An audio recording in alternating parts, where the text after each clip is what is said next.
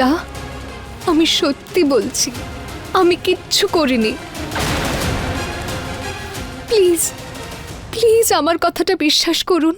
মা, মিছরি কি বলতে চাইছে একবার ওর কথাটা শুনুন। আরে কেন বলতে দেবে? হ্যাঁ, আরে কেন বলতে দেবে? আগে তো ও কথা বলার সুযোগ পেয়েছে।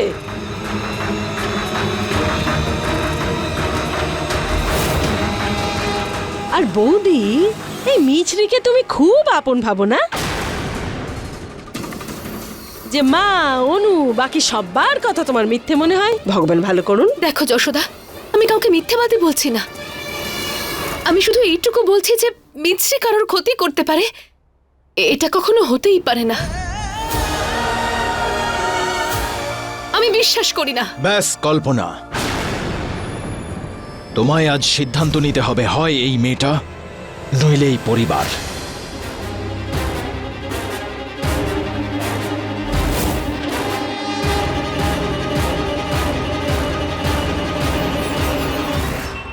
এই মেয়েটা তোমার বৌমা, আর তোমার বৌমাও এই বাড়ির অংশ, আমাদের পরিবারেরই একজন।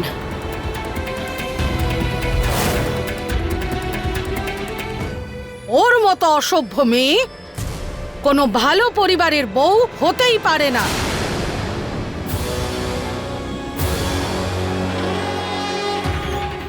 একদম ঠিক বলেছ মা। ও না আমাদের অর্জুনকে ফাঁসিয়েছে। ও না আমাদের অনুর ভালোবাসা কেড়ে নিয়েছে। আরে ওকে যদি কেউ না আটকায় না, তাহলে এই ডাইনি আমাদের বাড়িটাও গিলে ফেলবে। হ্যাঁ, আপনি তো জানতেন যে এই বিয়েটা অর্জুনের ইচ্ছেতেই হয়েছিল। আর শেষটা আমার ইচ্ছেই হবে। আমি ওর ছায়াটাও এ বাড়িতে সহ্য করতে পারি না। আর তুমি ওর ছবি লাগাতে চাও? অসম্ভব।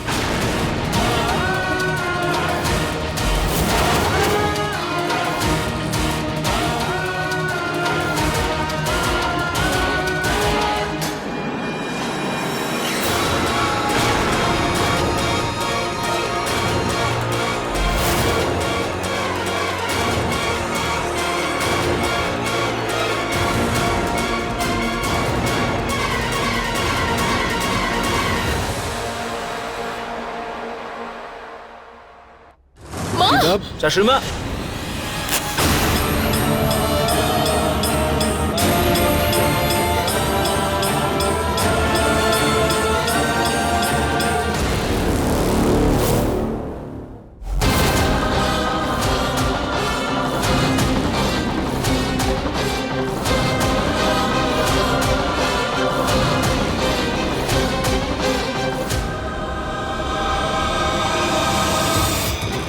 এই মা, এমনটা করবে না। মা!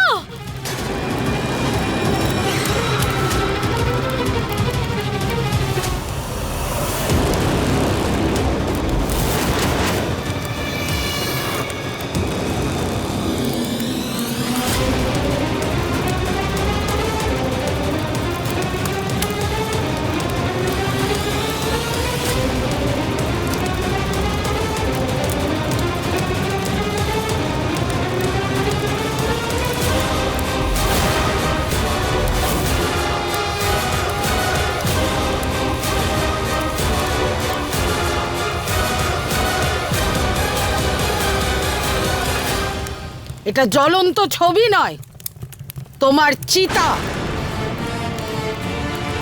তোমার মিথ্যের চিতা, তোমার উদ্দেশ্যর চিতা, তোমার সব অসভ্যতার চিতা।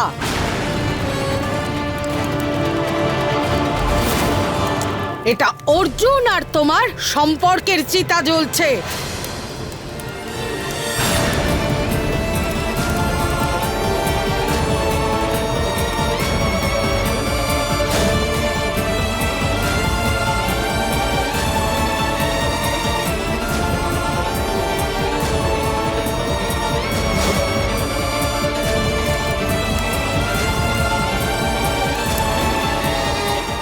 বাবা জীবন, পুলিশকে ডেকেছো কি না? পুলিশ এখনই আসবে শাশুড়ি মা।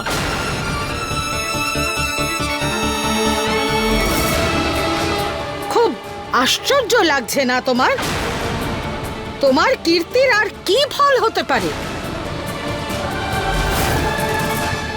আর খানিকক্ষণ খোলা হাওয়ায় দম নিয়ে নাও, কারণ তারপর তোমায় সারা জীবন জেলের ভেতরেই কাটাতে হবে। মা এরকম অন্যায় করবেন না মা, বেচারির ওপর এত বড় অন্যায় করবেন না। অর্জুনকে অন্তত আসতে দিন, এত বড় অন্যায় করবেন না মা, আমি হাত জোড় করছি। পূর্ণিমা, আগে আগে মেয়েটার কথাটা তো শোন, না শুনেই ওকে জেলে পাঠিয়ে দিবি? মুশকিল তো এটাই দিদি, যে তোমার এই বৌমা কথা নয় মিথ্যে কথা বলে, আর মিথ্যে কথা শোনার সময় আমার কাছে নেই।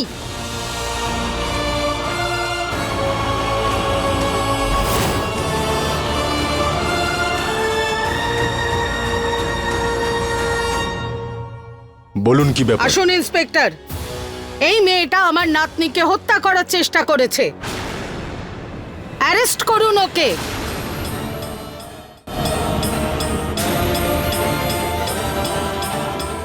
ধরো ওকে।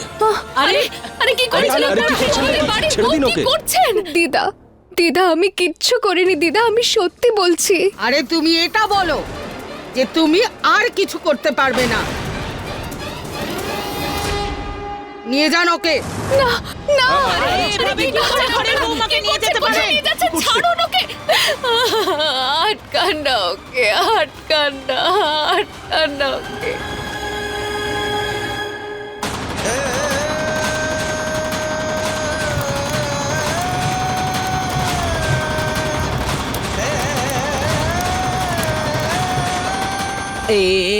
অশ্বিন, অর্জুনকে ফোন কর তাড়াতাড়ি, এক্ষুনি। হ্যাঁ দিদা।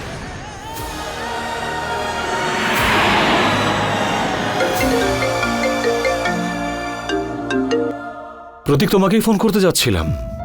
আমি স্বামীজি আর রবির কেসের ব্যাপারে ভাবছিলাম। একটা রেপুটেড আশ্রমে হঠাৎ করে একটা খুন হয়, আর হঠাৎ করে ওই রবির চলে আসা, বিষয়গুলো একটু অদ্ভুত লাগছে। আর এই দুটো কেসের মধ্যেই না মিছরি হচ্ছে কমন লিঙ্ক। তুমি একটা কাজ করো, দুটো কেস ফাইল ভালো করে স্টাডি করো। আমি শিওর যে কোনো না কোনো তথ্য নিশ্চয়ই পাওয়া যাবে। আর হ্যাঁ, আমি কিছুক্ষণের মধ্যে বাড়ি পৌঁছে যাব, তাই স্বামীজি আর রবির কেসের মধ্যে যদি কোনো কানেকশন খুঁজে পাও, কল মি। দিদা ফোন যাচ্ছে না।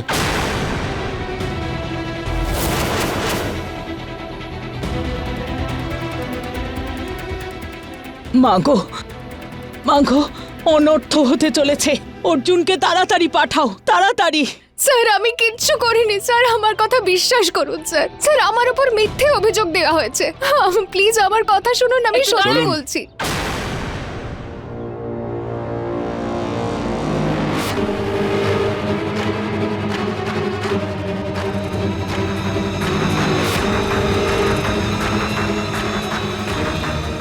আমি কি ওর সঙ্গে একটু কথা বলতে পারি 2 মিনিটের জন্য? ঠিক আছে, ছেড়ে দাও ওনাকে।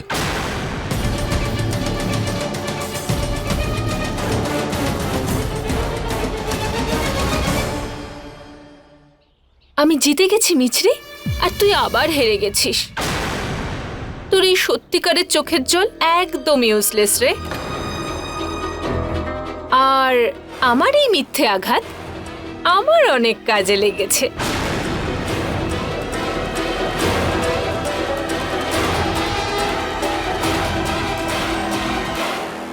এত শকড হচ্ছিস কেন? তুই তো ভালো করেই জানিস যে আমি মিথ্যে কথা বলাতে কতটা পারফেক্ট। আমার মিথ্যে সাক্ষ্য দেওয়ার কারণে তোর বাবার জীবনটা পাল্টে গেছিল, আর আমার এই মিথ্যে আঘাতের কারণে তোর জীবনটা পাল্টে গেল। বাবাকে আমার হয়ে হ্যালো বলিস, হ্যাঁ?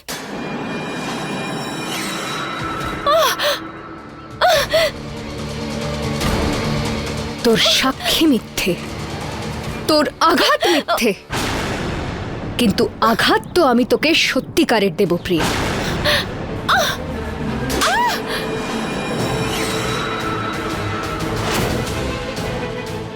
তোর মতো এত বাজে মেয়ে আমি আজ অব্দি দেখিনি প্রিয়া। আরে তোর থেকে ভালো তো চোর ছেচর হয় যারা বাইরে চুরি করে, কিন্তু তুই তুই নিজের বাড়িতেই চুরি করছিস, নিজের বাবাকে নিজের দিদাকে বোকা বানাচ্ছিস তুই। তুই করছিস নাকি? তোর মাথা খারাপ হয়ে গেছে নাকি? এখানে সব পুলিশরা দাঁড়িয়ে আছে, এক্ষুনি রাখছি আমি।